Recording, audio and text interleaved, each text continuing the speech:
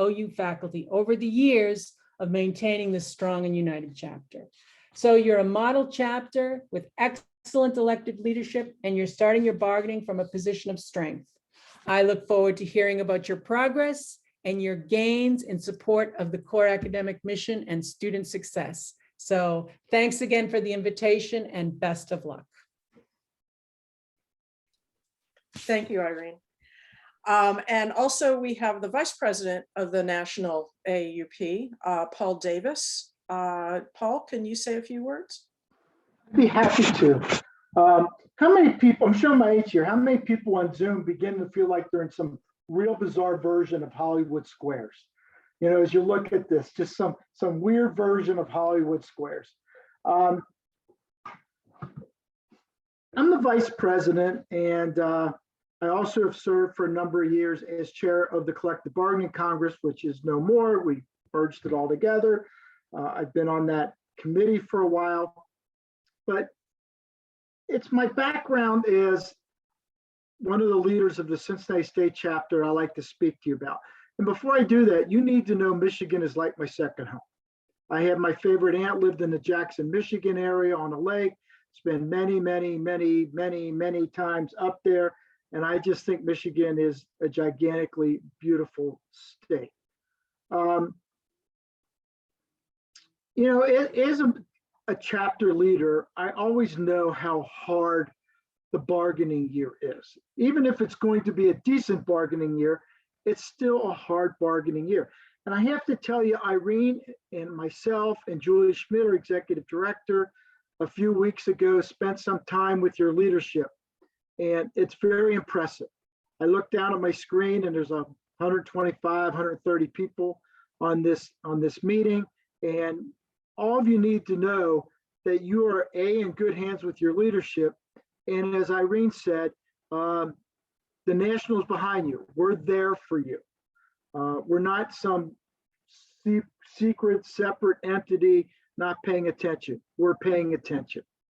But let me spend my last minute or two talking about those that are not on the leadership team. Most of you on this screen are multiple screens, multiple versions of Hollywood Squares. You need to remain active participants this summer. You need to stand behind your bargaining team, your leadership. It's a lonely spot. I was chapter president twice through bargaining years, and many a night I sat in my office while the bargaining team was negotiating, playing solitaire. I don't know how many hundreds of games of solitaire I played, waiting for them to get done to see what happened. It can be lonely. It can be scary. But what makes it less so is the rest of you. I always knew the rest of the faculty were standing behind me. You know, you're all going to do your thing this summer. It's been a really hard year and a half. And those of you that can move or feel comfortable, you're going to be going to the beautiful lakes in and around Michigan. You're going to be seeing family. You're going to be doing things. But part of your mind and a lot of your soul has to be back at Oakland University. It has to be back paying attention of what is going on and letting your bargaining team and your leadership know that you're there. It makes it so much easier for them. You know, there are many people and entities in this country that want to take our voice away from us. We can't allow that to happen. You know, bargaining is our voice. And you have to extend that voice to the people that are doing the day-to-day work during this hard bargaining year. So that's my challenge to you. That's what I need you to do. I will be there. Irene will be there. I know Rudy's down here somewhere in one of these squares. We're there for you. But you have to be there for them. You cannot just forget about it. You know, send them an email. When you have meetings, be on the meeting. Text your friends. Text the ones that are doing the work. Say, hey, I'm there. How you doing? You doing okay? We're there. We're always there. That's what I'm asking you to do today. You know, they're going to do the best job they can do, and they're going to do a good job. But they're doing it for not only them, they're doing it for you. And quite honestly, they're doing it for the rest of the country. Everybody's watching. Everybody is watching. So thank you very much for allowing me to be here today. Like Irene, I wish I was standing outside with you in beautiful Oakland University. And maybe sometime soon that will happen. But this is the best we can. So it's somebody else's time to speak in the square. So take care of you, and I'll be thinking about you all summer. Thank you, Paul. Thank you. And also we have the former president of the AAUP, Rudy Fichtenbaum, who some of you know from an earlier talk about the organization of academic freedom. And so Rudy, would you like to say a few words? Yes, well, thank you very much for the invitation this afternoon. And I know I've been working with your chapter, I think at least since 2006, at least looking back at my records, I see that I did a financial analysis, and I believe that I was actually up in on campus in Rochester, made a presentation, and I think it was actually the day that you went on strike. I think that was my introduction to Oakland University. And I think I've been doing the financial analyses for your chapter ever since then. And, you know, I think all of the things that Irene and Paul said, you know, I couldn't agree more with the sentiments that they've expressed. And, you know, I think you all know that bargaining is really about political power, raw political power. That's what gets it done. Of course, you know, you've got a great, you know, bargaining team. But what makes it possible for teams to really do their job is the support away from the bargaining table that is provided by members.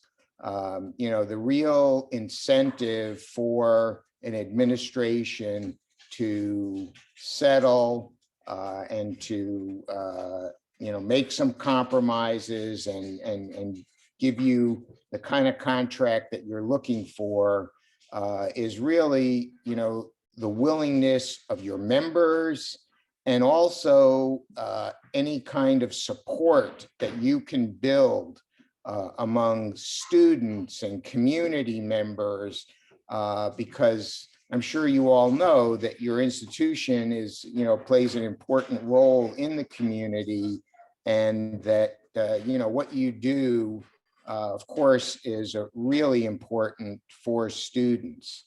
You know, I think in your university is, in my opinion, in pretty good financial condition, especially relative to what a lot of other institutions are seeing right now.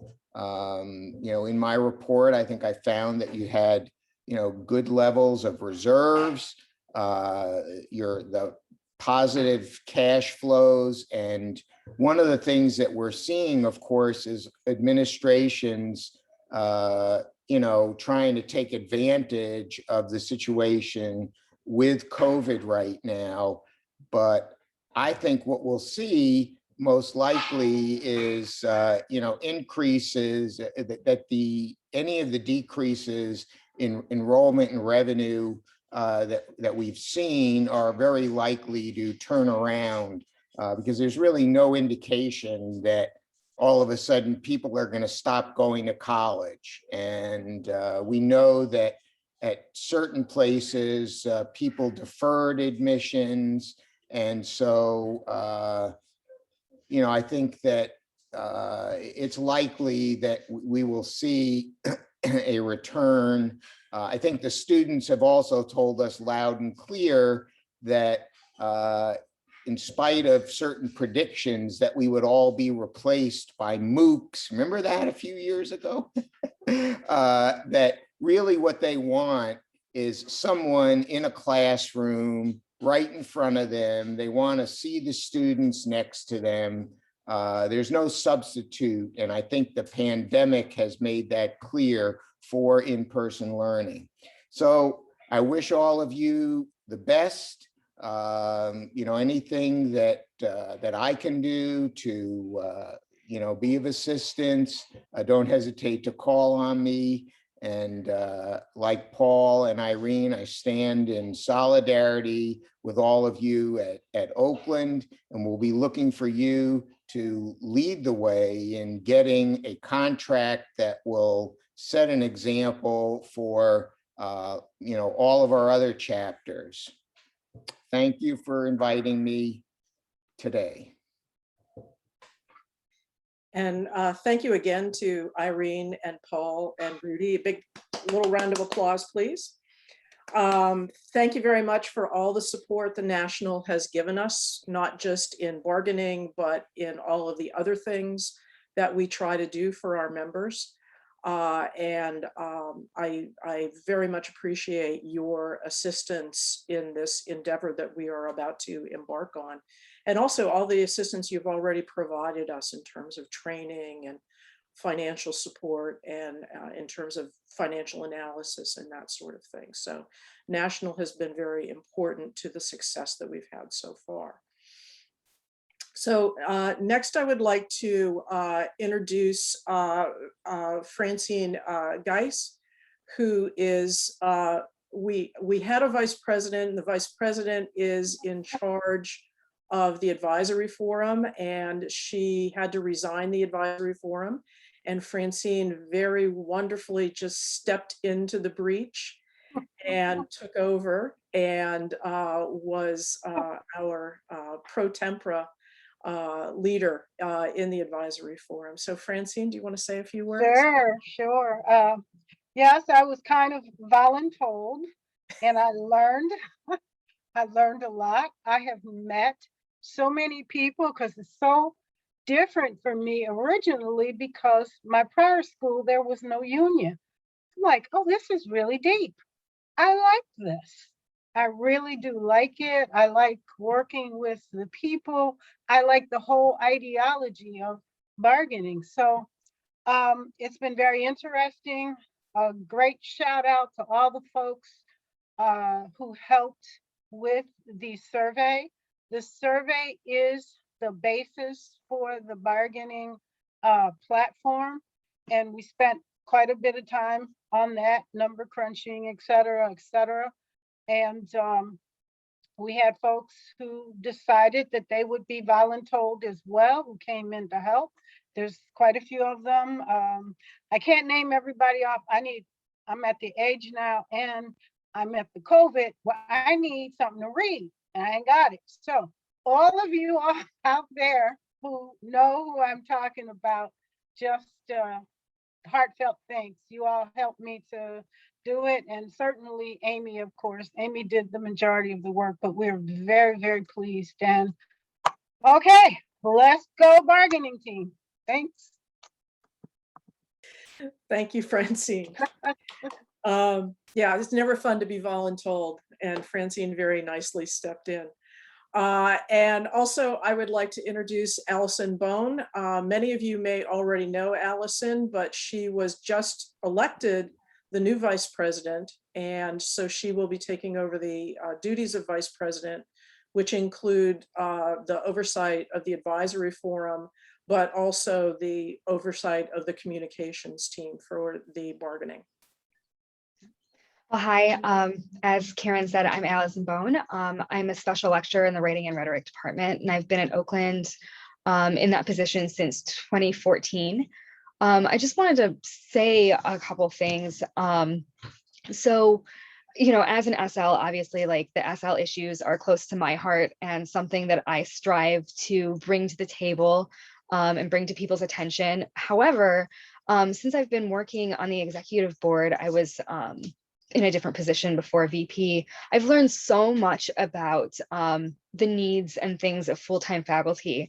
And I just think it's so important that no matter what walk of life you are here at OU, whether it's an SL or a special instructor, full-time faculty, junior faculty, we all really need to learn each other's roles and positions and the struggles that we all have. I mean, we're in the same union together. We are at the same university together, and the best way for us to champion ourselves is to champion each other. So I really hope to, in my new role as VP, to learn more about the different things that other faculty members go through, you know, no matter what unit you're in or what your position is. And I hope that's something that we can remember during bargaining, about how SLs need the support of full-timers and full-timers need the support of SLs. And, you know, I hope that, you know, things get better, especially, you know, with everything we've been through with COVID. I think we have a really great position with everything that we do. And I look forward to working with everybody and seeing how bargaining goes. So thank you. Thank you, Allison. Thank you. And next, I'd like to introduce Bob Fetter, who is our chapter lawyer. He is on the bargaining team, but he also has many other voices at the executive committee, and he advises us on all sorts of incredibly important things. So Bob? Yeah, thanks for having me, Karen. Hello, everybody. Just by way of introduction, I'm a partner at a law firm called Miller Cohen, which is a workers' rights law firm. Myself and my firm, we represent all types of unions, public, private, national, regional, local, all kinds. It's really been a joy over the last decade or so of representing this chapter. I've truly enjoyed it. There's the work that professors do in our society is critical. As you know, if there's probably one thing that the United States does really well in comparison to any other country, it's higher education. And that's because of the structure that we have, the shared governance, the academic freedom, the issues of tenure. These are what made higher ed in the United States what it is. And to be with an organization that fights for that every day is truly incredible, and it's a real privilege. And I've had the honor to work with some great people, both the leadership of this union and others that do great work in research and teaching. And you know, my family is a benefit of it. My wife is an OU grad, and the really incredible thing that I see throughout this chapter is the processes that are put in place to ensure a high level of competent representation. I don't always see every client, but I see it here, and it's really wonderful, especially because you will often turn over presidents because all of your presidents love teaching and love researching and love doing the things that they do for their job. They didn't come here to be union leaders. They came here to educate the future of America and to do the important research that they do. And I'm thrilled that Karen took another term, by the way. I think she's fabulous. But the processes that are put in place really guarantee some great results, and we've seen them in the work that we've done over the years. And I've seen, you know, all the presidents do some great things in terms of bargaining. I will tell you that I don't think I have a client that gets the member input, works so hard to get member input for a group this size, and does it so well. Between the survey and the forum and the meetings, and that is absolutely critical, because when Doug is speaking on your behalf, or I am speaking on your behalf, or anybody at the bargaining team may be speaking on your behalf, the university needs to know that they are speaking for you, that they're not just some sort of crazy union rep, right? that has their own ideas, that they've done their due diligence to know that with what they're saying at the table has the support of the membership of this chapter, and they do. And then, but that's not the only thing. The due diligence that they do, you know, this bargaining team spends a lot of time preparing. We've been at it for months, preparing and doing the due diligence, doing the research, preparing proposals, and that with the strategic planning they do, it's hard for me to find a union that does a better job in the preparations for bargaining, and it shows, as the international president or national president indicated, that you have a very strong collective bargaining agreement. So I'm privileged to be at the table for you. I've bargained more contracts than I can count. And I'm looking forward to fighting for you guys at the table. And I will, one more thing. I don't care if you're negotiating a used car, a home, with your children, whatever you're negotiating, it's about leverage. The results are about leverage. And there are things that the bargaining team can do and has done and will continue to do to foster as much of that leverage as they can on your behalf. But there's no doubt that that leverage comes from you. And then when we talk about solidarity, the results of bargaining are usually directly related to the solidarity and to the togetherness of the unit behind them. There's no doubt about it. That those are not just platitudes, or they're not just key words that we're supposed to say because we're in a union meeting. It is absolutely the truth that solidarity matters. And I know, because I have experience with this group, we have great solidarity with this group, and we continue to do that. So thank you, everybody. Thank you, Karen, for having me, and thanks for having me on the bargaining team. I'm really looking forward to it. Thank you. Thank you, Bob. And if we get one more round of applause to all the folks who happily agreed to speak today. And I'd like to take the remaining time to answer some questions and see if there's anything that we can help you with. You can either put a question in the chat or just speak up. And if you'd prefer to have your question be anonymous, you can send me a direct message and I will read it anonymously for you.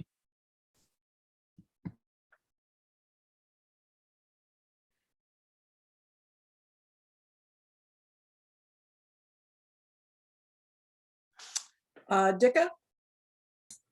Yeah, I'm going to just hop in here as the first one. I don't think we should be timid about these things. I think it's very important what you're doing. Thank you all for your great opening remarks. I appreciated everything everybody had to say. And Doug, you mentioned that one of the prevailing interests will be to make sure that everybody is adequately protected from the pandemic until it's over.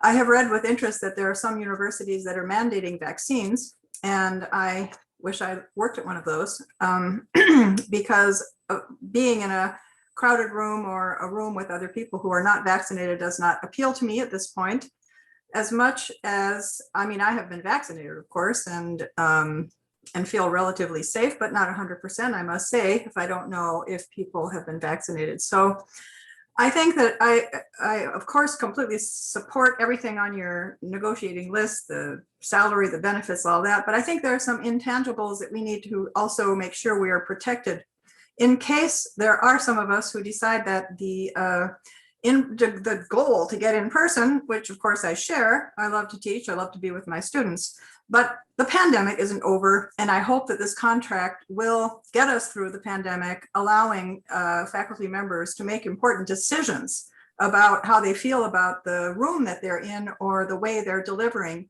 their classes. Quite frankly, I know everybody sounds like they really hate Zoom. I, don't hate it. And on top of that, for a small class, such as foreign languages often are, I believe, frankly, that it's better to be unmasked in a face-to-face Zoom setting than it is to be masked, socially distanced in a room where people can't see each other's faces.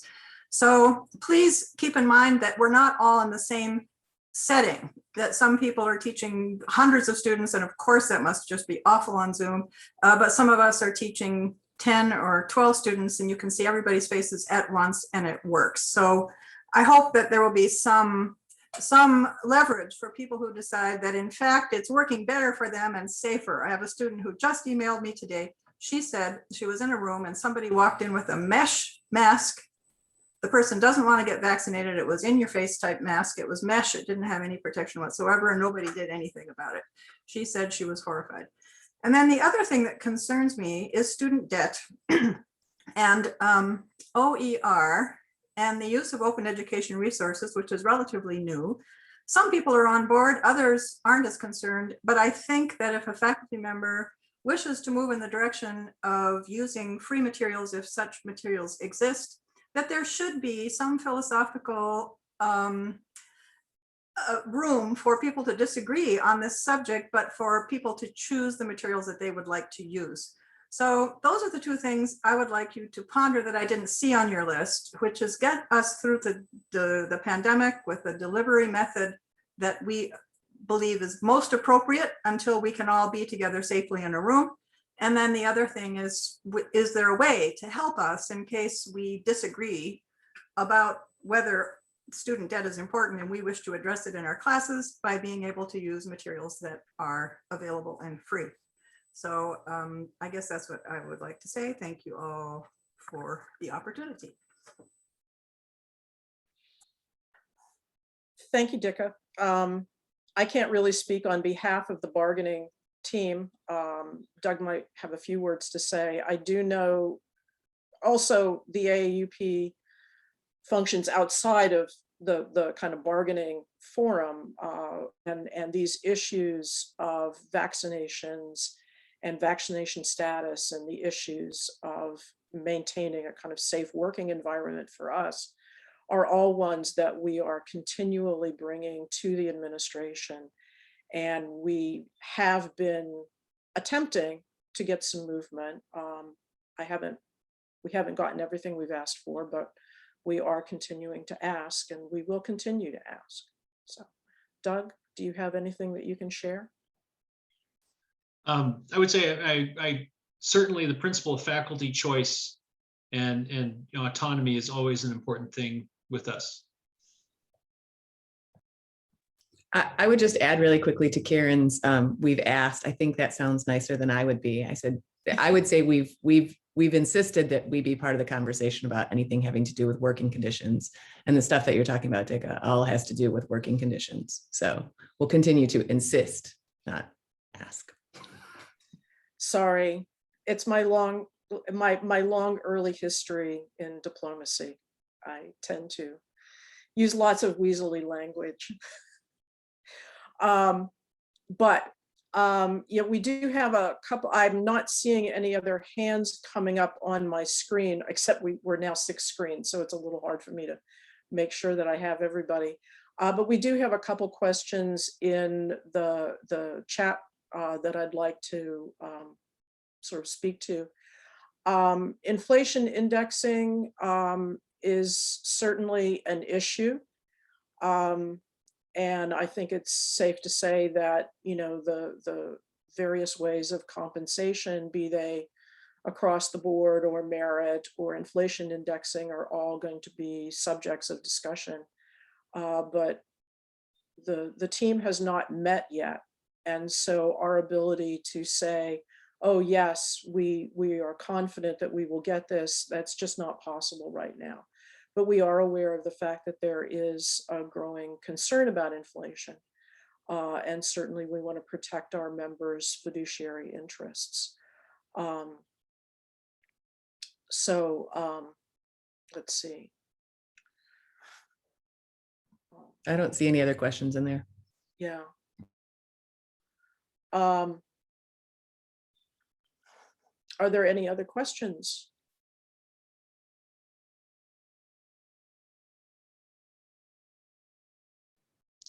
I do have one question. Will the eternal merit pay issue be a subject of concern this time around? It's I'm afraid I have not read the bargaining platform, and I should have, so I haven't done my homework. Sorry, but Okay. Doug, shall I take this or do you want to? I can say something, then you can add in. I would say, once again, so we haven't gone to the table yet. We're getting prepared. Making sure that we have good and fair compensation is a high priority. What I'll say is, we've heard from the faculty a diverse range of views about the merit. There's a lot of dissatisfaction with it, even among people who like merit in principle. At this time, we're not specifying, as we move into bargaining, it's our intention to let you all know what we're proposing on the side as we propose them. We're not gonna, so that's as much as I want to say right now, given that we haven't actually got to the table with the other side. Hope that's you understand. And if I may, as a historian, if I may speak to the history of bargaining, I do not recall a single negotiation since I came here to the campus in 1993 where the administration did not come to the table asking for merit as a component. So I think we can rest assured that it will be a subject of conversation. But the outcome of that conversation, it's way too early to predict. But also, as Doug said, we're maintaining the bargaining diary. The diary does give you kind of not necessarily day by day, but up to date information about the positions that are being taken, and they'll help you to understand the direction that bargaining is going. And I strongly encourage all of you to check in now and then and see what's there. And for those of you who haven't seen the platform yet, please take a few minutes later this week or later today to check it out and to check in on the diary now and then to see where the status is. While you're on that subject, Karen, I just want to give a quick thank you to everyone who's working on the communications team for bargaining. They're the ones who produced the document. They didn't produce the text, but they put together the document for the bargaining diary, and will continue to do so moving forward. We have our Facebook page, and we're going to work on doing Instagram and Twitter and having all sorts of social media and communications so all the members can stay up to date. So thank you to all the faculty who are willing to volunteer their time for that. Yeah, I will say that we have our ability to bargain well has always hinged on the quality of the communications team. And this year we do believe we have an extraordinarily strong communications team. So hopefully you will always know pretty much what's going on, as well as the community, and that we will always be able to approach bargaining in a fairly informed way that demonstrates our solidarity. There are a few more questions that popped up. One, will adjunct faculty compensation get any attention? The answer is yes. The compensation for all faculty members will be addressed, but special lectures, yes, absolutely. Another question, is there any discussion about a deadline to make decisions about the fall semester in terms of face-to-face instructions? Karen, why don't you take that one? No, is the answer. That we are working under the assumption that your schedule that you signed up for maybe as early as last October, maybe more in the meantime. I know that some departments, some units do schedule changes during the year. What is in sale is officially what we are going to do in the fall. There are right now, as we ask questions about the schedule in the fall, we are not getting resolute answers about deadlines. We are, and every time that we raise these questions, we get the answer is, well, there are too many unknowns. We don't know if there's going to be a summer surge. We don't know what's going to happen to vaccination rates. We don't know. And so they're very reluctant to make any kind of concrete statements about when final decisions are going to be made. So I would say, at least emotionally, be ready for what SAIL says your schedule is going to be. We will certainly continue to pressure to get something more tangible. We will continue to pressure. Amy and I have routine meetings with the provost's office, and we will continue to pressure about more flexibility and that sort of thing. But right now, from Wilson Hall, the understanding seems to be they want to go back to face as completely as possible. That seems to be the administrative direction that we're seeing right now. I'm not sure if that's going to shift over the summer. I'm not expecting it to.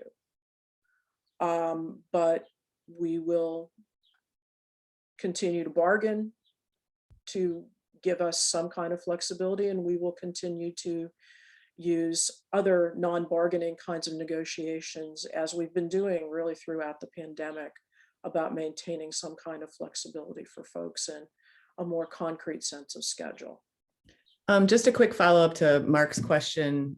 Special lecturers are part-time faculty who only get paid thousands of dollars, of course, but there are also lecturers at Oakland University, and lecturers are not covered under our bargaining unit.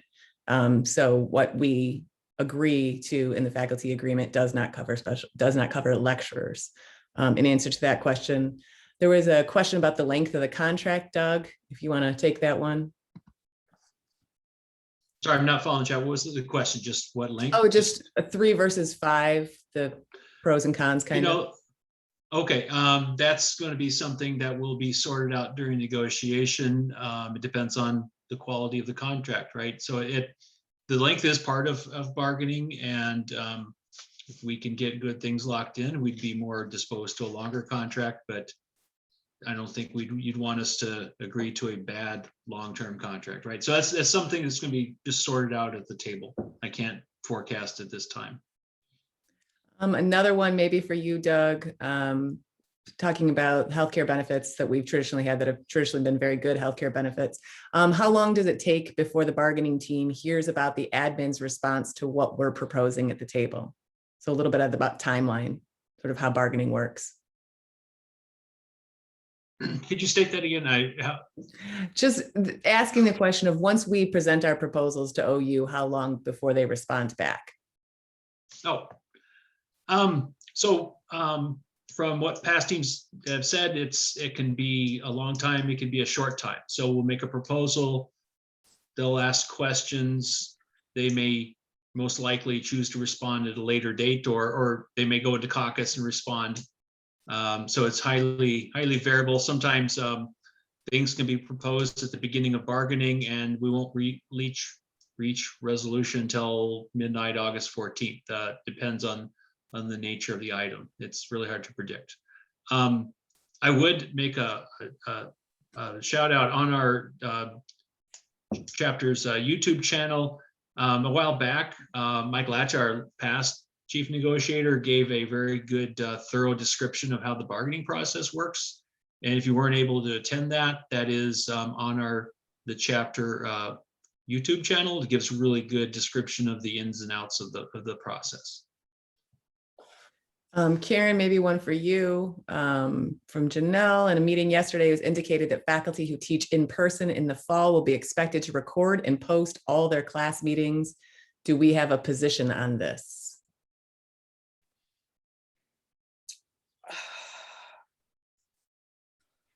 This has not come directly before the executive committee yet.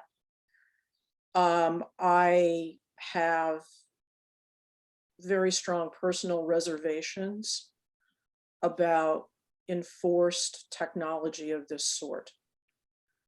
I think, like the sort of general sense of, we are supposed to be in charge of how our classrooms are run. I think this idea of mandatory recording is something that really starts to violate those basic rules.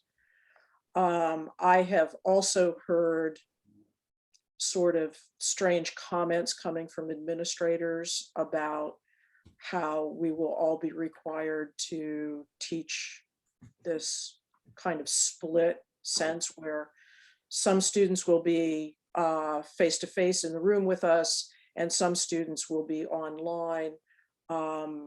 That has never, the idea of doing that voluntarily is something that we would never oppose. The idea of having that mandated to us is something that I would strenuously object to. Yes, we're just starting to hear, really within the last 2 weeks or so, Amy and I have been starting to hear comments of that sort coming from administrators, and we have begun the process of pushing back on that. If you want to record your courses for students to be able to come back to, I think that can be used to great pedagogical benefit. If you don't, because what you're teaching leads to, I mean, it's in some kinds of instruction, it's totally inappropriate.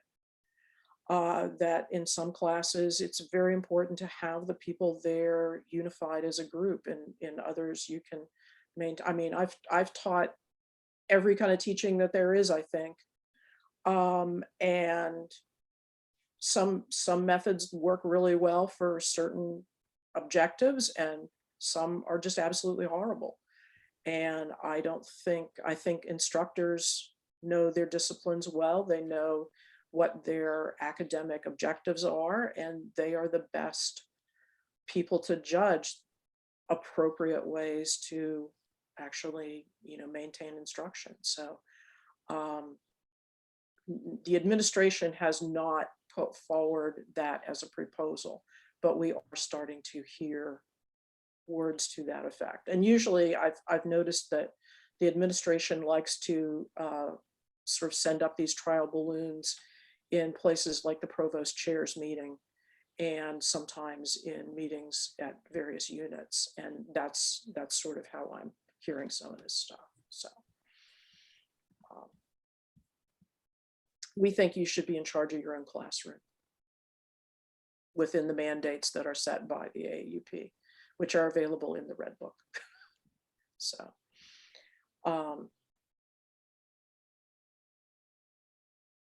yeah.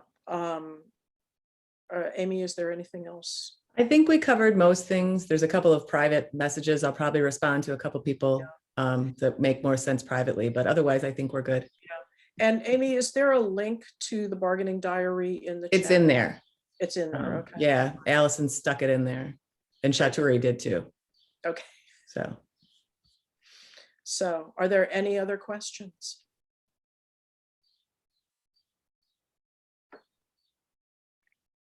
I'm assuming that silence is assent.